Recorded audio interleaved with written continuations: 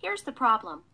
Whenever we purchase anything with a credit card or borrow money to buy a car, we pay more interest to the bank or the finance company than we earn on our own savings or investments. For example, we typically pay interest rates of 7 to 15% on car loans and credit cards, while we earn as little as 1 or 2% on a savings account, or hope to average 8 or 9% a year in the stock market, with the risk of actually losing our money. So we pay much more to borrow money than we earn on the money we save or invest. And who's getting wealthy on our interest payments?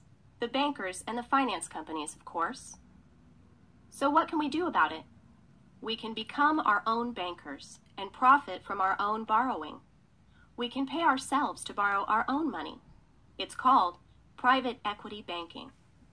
Private equity banking is made possible by Internal Revenue Code Section 7702, which allows you to put money into a qualified contract with a legal reserve insurance company and earn interest or dividends on the contract value without any taxation or reporting to the IRS. These qualified contracts also allow you to borrow money out of the contract, the same as you would from any bank or finance company. However, before you can borrow money from your bank, you must first capitalize it, in accordance with the tax code, by depositing money into the contract over a period of 4 to 5 years. Some of the funding sources used to capitalize your bank might include money you currently save in an IRA or 401k, bonus checks from your employer, tax refunds from the government, a gift or inheritance from relatives, maybe even the equity in your home. And once your bank is sufficiently capitalized, you can borrow up to 90% of its capital value at any time, without any delay, and without any lending qualification. You can simply take out whatever you need, whenever you need it, and pay it back, with interest, just as you would with any other loan or line of credit. The money you borrow can be used for any purpose, and for as long as you want, because you set the terms of repayment, including the interest rate you choose to pay your bank. And you'll want to pay the highest rate you can afford, not the lowest, because the more you borrow from your own bank and the more interest you pay on your loans, the more you earn for yourself. For example, Greg's father set him up with his own private equity bank right out of college in the early 70s, and he began funding his bank with a $5,000 graduation gift from his grandmother, and 10% of his monthly income earned as an accountant.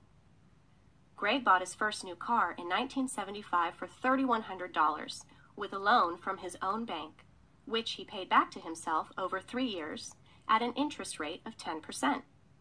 Since then, he has purchased 14 more cars, 6 for himself, 5 for his wife, and 1 for each of his 3 children. Greg has paid himself more than $300,000 of interest on his own loans and has continued to capitalize his bank with 5% of his monthly income. And now, after 40 years of personal funding and borrowing, he has more than $1 million in his bank, from which he plans to draw a tax-free monthly income when he's ready to retire. And if there's any money left in his bank when Greg passes on, his family will inherit that money tax-free. It's also important to know that a private equity bank is legally protected from creditors and lawsuits, and is contractually guaranteed by a legal reserve insurance company, which means that the money in your bank is safe and secure. So ask yourself this: does it make good sense to pay more interest on the money you borrow than what you earn on the money you invest? Or does it make better sense to pay that interest to yourself and make a profit on your own borrowing?